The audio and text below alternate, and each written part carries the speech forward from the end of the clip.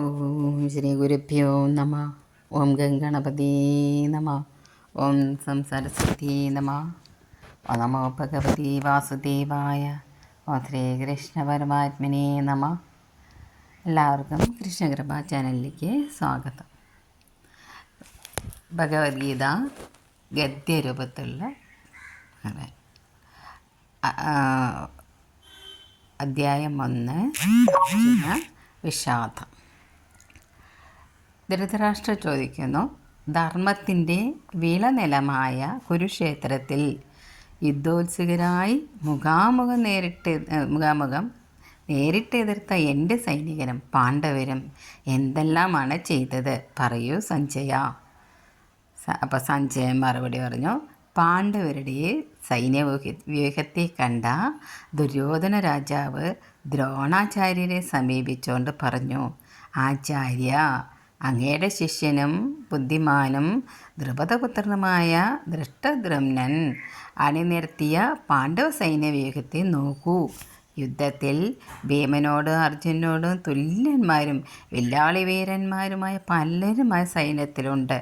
സാത്വികി, വിരാടൻ, ദ്രുപദൻ, ദൃഷ്ടകേതു, ചേകിതാനൻ, കാശിരാജാവ്, പുരുജിത്, കുന്തിഭോജൻ, ശൈബ്യൻ, യുധാമന്യു, ഉത്തമൗജസ്, സുഭദ്രയുടെ മകനായ അഭിമന്യു, പാഞ്ചാലി പുത്രന്മാരായ പ്രതിവിന്ധ്യൻ, സുതസോമൻ, സുതകർമാവ്, ശതാനീകൻ, ശ്രുതസേനൻ, ഇവരെല്ലാം പാണ്ഡവപക്ഷത്തിലെ മഹാരഥന്മാരായ പലരിൽ ചിലർ മാത്രമാണ്. ഇനി നമ്മുടെ സേനയിലെ പ്രധാനികളെയും അങ്ങയുടെ ഓർമ്മയ്ക്കായി കൊണ്ട് മാത്രം ഞാൻ പറഞ്ഞു തരാം. അങ്ങ്, ഭീഷ്മർ, കർണൻ, യുദ്ധത്തിലെപ്പോഴും ജയിക്കുന്ന കൃപാചാര്യർ, അങ്ങയുടെ മകനായ അശ്വത്ഥമാവ്, എൻ്റെ അനുജൻ വികർണൻ, ഭൂരിശ്രവസ്, എൻ്റെ സഹോദരി ഭർത്താവായ ജയദ്രഥൻ, ഇവരും മറ്റ് പലരും എല്ലാവിധ ആയുധപ്രയോഗങ്ങളും അറിയുന്നവരും മഹാരഥന്മാരും ശൂരന്മാരും എനിക്ക് വേണ്ടി മരിക്കാൻ പോലും മടിക്കാത്തവരുമാണ്. ഭീഷ്മരുടെ രക്ഷയിലുള്ള നമ്മുടെ സൈന്യം 11 അക്ഷൗഹിണിയുള്ളതിനാൽ അപരിമിതമാണ്. വെറും 7 അക്ഷൗഹിണി മാത്രമുള്ളതും ഭീമൻ രക്ഷിച്ചു കൊണ്ടിരിക്കുന്നതുമായ പാണ്ഡവ സൈന്യം നമ്മെ ജയിക്കാൻ കഴിവുള്ളതല്ല. അത് വളരെ പരിമിതമാണ്. നമ്മുടെ സൈന്യത്തിൻ്റെ ഉള്ളിലേക്ക് പ്രവേശിക്കാനുള്ള എല്ലാ സ്ഥാനങ്ങളിൽ നിന്നുകൊണ്ട് നിങ്ങളെല്ലാവരും ഭീഷ്മരെ തന്നെ വളരെ കരുതലോടെ എപ്പോഴും രക്ഷിച്ചുകൊണ്ടിരിക്കണം.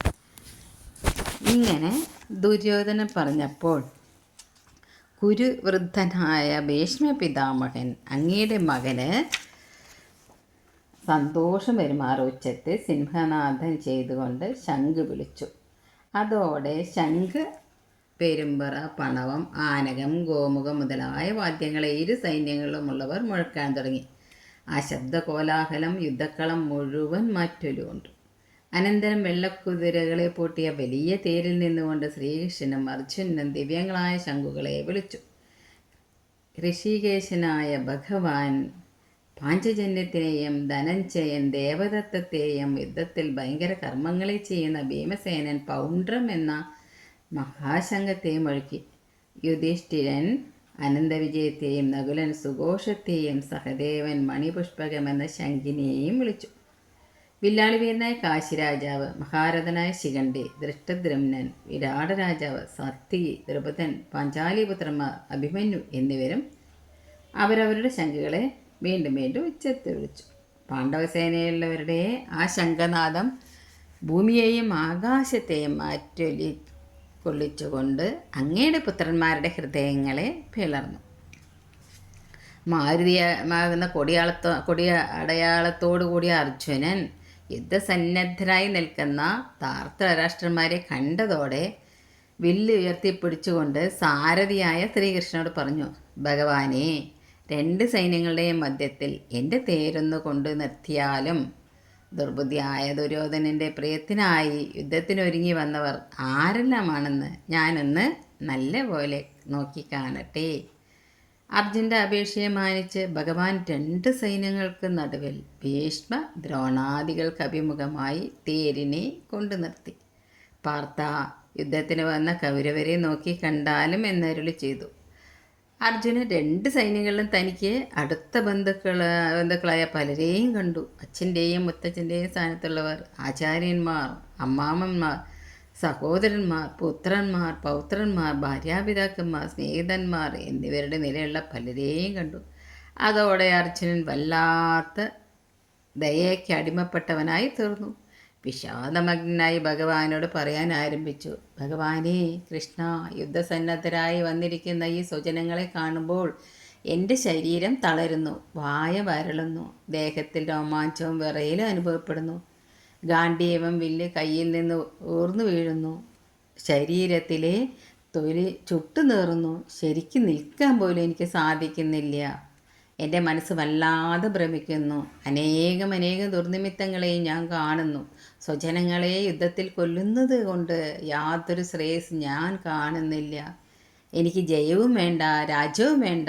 ഞങ്ങൾക്ക് രാജ്യം കൊണ്ടോ സുഖാനുഭവങ്ങളെ കൊണ്ടോ ജീവിതം കൊണ്ട് തന്നെയോ എന്ത് പ്രയോജനമാണ് ഉണ്ടാകാൻ പോകുന്നത്? ആർക്ക് വേണ്ടിയാണോ നമ്മൾ രാജ്യത്തെയും ഭോഗങ്ങളെയും സുഖത്തെയും ആഗ്രഹിക്കുന്നത്?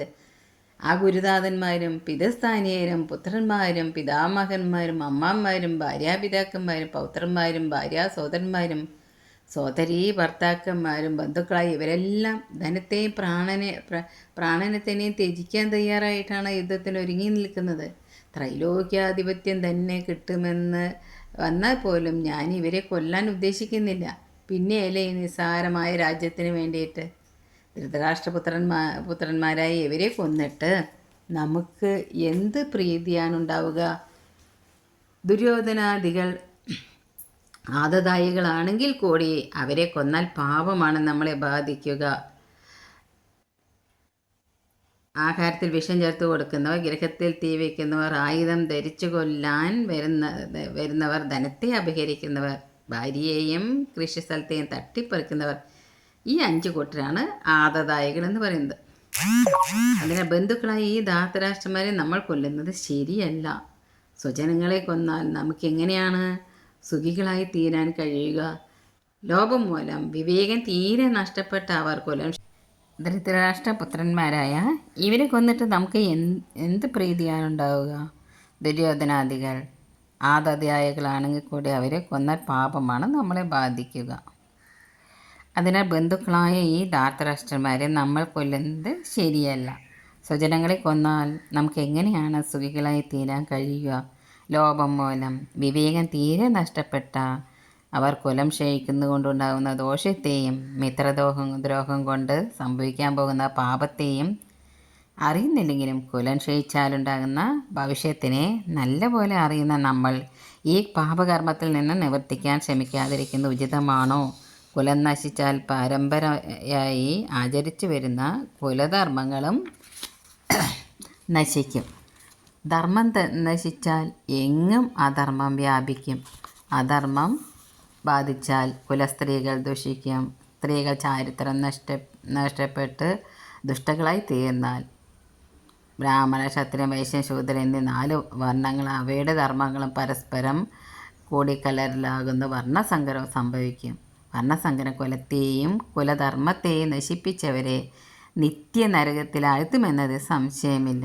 അങ്ങനെ കുലത്തിൻ്റെ നാശത്തിന് കാരണമായി തീരുന്നവൻ്റെ പിതൃക്കൾ ശ്രാദ്ധത്തിലെ പിണ്ഡം, തിലോദകം എന്നിവ ലഭിക്കാത്തതിനാൽ പിതൃലോകത്തിൽ നിന്ന് അധപ്പതിക്കും.